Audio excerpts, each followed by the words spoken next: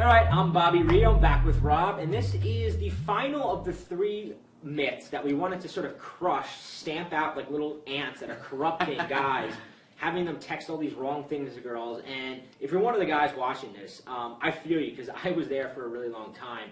I can't tell you how many girls that I let slip away. I was on Match.com for a while, and I had met these really great girls, and time after time, I would just lose them. They would like my profile, we'd meet in person, we'd go on a date, we'd have a good time, and I never got that second date, and I couldn't figure out why. And then I realized that I was just, everything that I achieved in that first meeting, I was killing over text. And luckily, Rob here slapped me in the face and kind of woke me up and kind of set me on the right track, and now we want to do the same for you. So let's talk about the final myth that is crippling your texting skills, and that is all about how you're asking a girl out on a date. And there's a few reasons that you want to pay really close attention to what we're about to say, because there's a few sort of hidden reasons why this is so effective and why you want to listen to us. So Rob, let's let you take over for a minute. Well, again, this goes back to the intuitive approach. Most guys take the intuitive approach, which is the wrong approach in the situation, whereas they approach setting up a date like this is still the 1950s or the 1960s, where it's like you need a formal invitation and you need to set up the date a couple days in advance, and it has to be this big elaborate thing. Even guys that just take girls out for drinks or whatever, they usually think, oh, I should give her a heads up, I should text her a couple days out in advance, I should, make some plans, I should make all this effort. And really, I mean, again, if this is your girlfriend or this is someone you're dating for a long time, make the effort. That's great. I have no problem, with romance and guys putting in the effort to set up a great date. But if this is a girl that you don't know that well, or you've only been on like 1 or 2 dates with her, and you start putting in that kind of effort, again, you're already coming from this in the wrong headspace. You're already looking at this from the wrong mindset. The way you should be looking at it as, look, this is year 2012, things are much more casual. The smartphone has, and I say this a lot, it really has revolutionized dating in the way that we set up dates, the way that we get to know people, the way that we do things, and you don't want to be texting or setting up dates like you're living in, 1950. Yeah. Definitely one of the things that I learned, and when I kind of realized this, is that when you set up a date, and you do it the old-fashioned way of, hey, what are you doing Friday night? Let's meet up. You're really pigeonholing yourself, and you're kind of preventing yourself from probably meeting up with her. I always tell this story is that when I kind of figured this out, what I realized is that when you set up a date in the sense of like, hey, I'm going to be going here, why don't you meet up with me? It opens you up the ability to set up as many dates or continue to try to set up as many dates as you want. To give an example, I had met this girl, Nicole, out, and it was my birthday, and I was actually out with another girl at the time. I was dating another girl at the time who wasn't with me, but I met Nicole at the time. I couldn't really have a relationship with her because I was in another relationship, but I kept in touch with her, and over the course of the month, I was just randomly inviting her out to parties I was going to, and a lot of times she would say, no, I can't make it tonight. But since I never set up a formal date, I never really got rejected. I just got her saying, hey, I couldn't make it. Well, sure enough, a couple months later, I'm heading out, and I'm like, hey, you know what, let me throw her a text that I'm going to this Halloween party.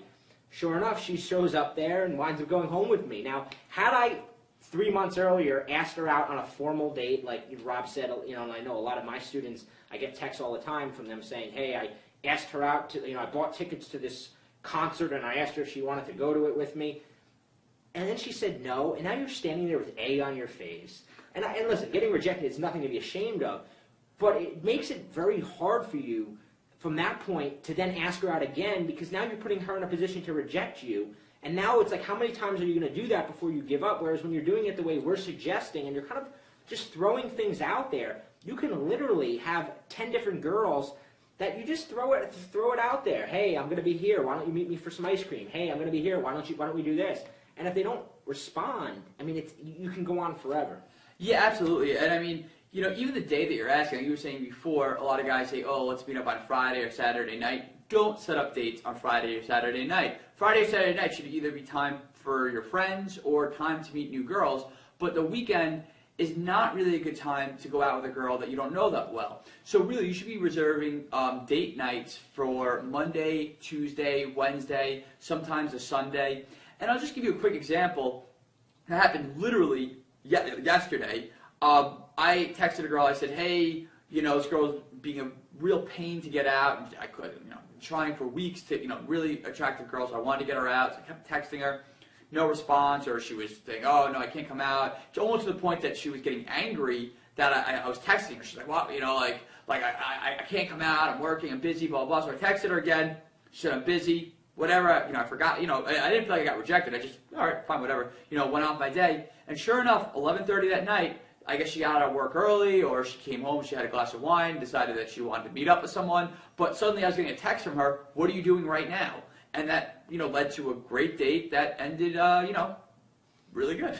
So the point of it is that, if I wasn't constantly throwing out the invitations out there, even though she was saying no, and almost to the point where she was getting, why are you still texting me? Like, she was almost surprised I was being so persistent. But the thing was, I never really looked at it like I was really getting rejected. In fact, I thought it was kind of cute. So if you have that attitude that, you really don't care and that you're just kind of throwing out invitations. Playful persistence. Is that what you call it? Playful persistence. Yes, that's sort of the way I think of it. The phrase that I associate with just doing what you want. If you like this girl, you should keep pursuing her, but just don't take it that seriously. And like Bobby's saying, like when you're setting up these big, grand, romantic invitations, like I want to take you to the concert on Friday and wear your finest, black cocktail dress. I mean, you're setting things up in such a way that, when she says no, it's gonna look bad. It's gonna look bad for you. It's just not gonna be pretty. You're gonna feel embarrassed. It's gonna be weird. Whereas when you're just like, "Hey, I'm going out and grabbing a beer. You wanna get a drink?" Or, "Hey, I'm gonna, one of my favorite texts." Yeah, sorry. One of the things I think that I really want to nail home for you guys is that women. There's the idea of attraction isn't black or white, and that women's feelings change from moment to moment. They're a lot like guys. Whereas if a girl catches me on the right day, as opposed to the wrong day, like if a girl catches me on a day where I'm hard at work and I'm working on a new book, I'm in the middle of writing a book, and she calls me to meet her for drinks, I may just say no because I don't want to mess up my concentration. But 2 days later, when I finish the book and I'm in the mood to just go out and have a drink, if I get that same text from that same girl, I may be damn well anxious to go meet her. And I think a lot of guys don't realize that you don't know, when a girl pulls out her phone and looks at your text or your invite, you don't know what state of mind she's in. You don't know if she just got done getting yelled at by her boss. You don't know if she just got done talking to her ex-boyfriend who told her that he's thinking about getting back together. You have no clue what's going on in her life when she gets your text. So what you have to keep in mind is that her life changes on a day-to-day basis, and a lot of times it's all about capturing her at that right exact moment. Yeah, it's that availability, and that's the thing is when you're constantly throwing out invitations out there and just not really looking for much of a response, and you're just kind of throwing out, "Hey, let's do this, let's do that."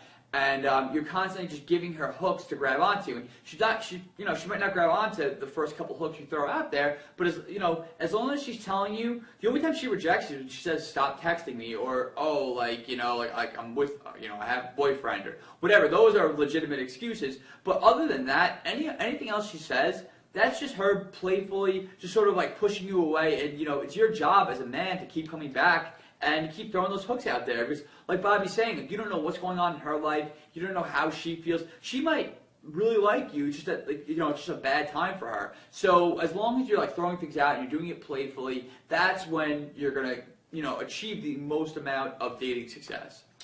Yeah, and if you click the link below and you watch the video we put out where we talk about this key lock sequence that Rob kind of figured out, it really allows you to capitalize on this. And one of the great things, I'm going to let you describe the key lock sequence because, why should I take credit for it? You originated it, you taught it to me, I've used it and seen the results and love it, but you describe it better than I do, so go for it. Well, the key lock sequence came from a lot of trial and a lot of error. When I first moved to New York, I was getting a lot of phone numbers and I was not getting a lot of dates, and I was not really meeting up with these girls that I really liked. And it was frustrating, so I was just determined to figure this out. I just said, I have to unlock this. So I tried everything. I tried all different combinations of text, all different types of text.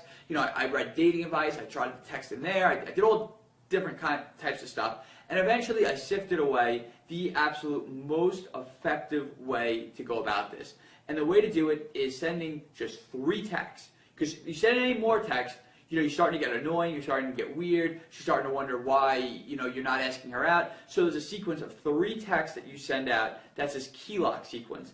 And the real beauty of these 3 texts is that I found that girls are going to say no to you when they're in a logical state of mind. When you say stuff like, hey, what's up?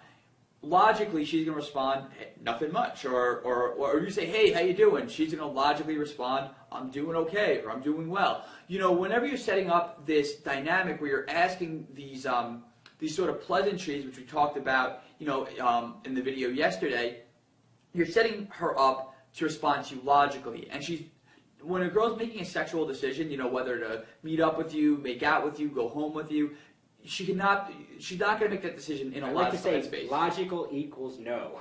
It's just yeah. It's like when you're going to buy a new car and you logically start thinking about it, and you're thinking about the payments you're going to have to make, and you start thinking about the gas mileage. You always talk yourself into no.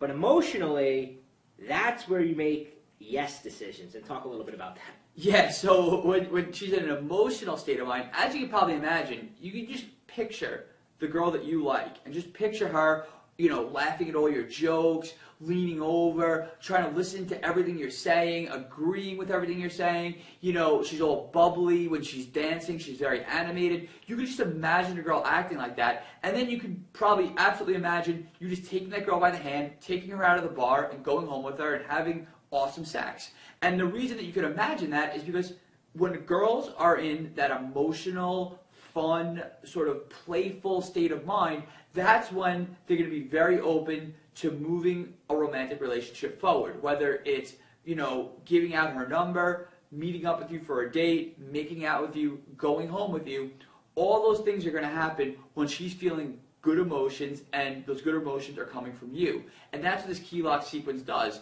is that it's all predicated on creating the 3 most important good emotions that a woman needs to feel before she's going to feel good about meeting up with you for a date. Emotional equals yes. Just think of it that way. If you want to get a yes answer, you've got to first invoke an emotion, and you've got to capitalize on that as quickly as possible, because emotions fade. A woman feels an emotion, but if you don't capitalize on it, sure enough, something else takes her attention away, that emotion fades, and now 2 days later you say, hey, let's hang out, that emotion's gone. Now it's back to a logical question that you're asking her, and logical questions get no. So, below is a video that describes all of this in more detail, and I think that you're really going to sort of be awakened to a lot of different concepts that you might not be thinking of it when you pull out your cell phone and you're like, I'm going to send this girl a text. You might not realize there's a lot of sort of sub-dynamics taking place beyond the surface that when you know this and how this works, a whole sort of new exciting world opens up for you. So watch the video below and let us know what you think.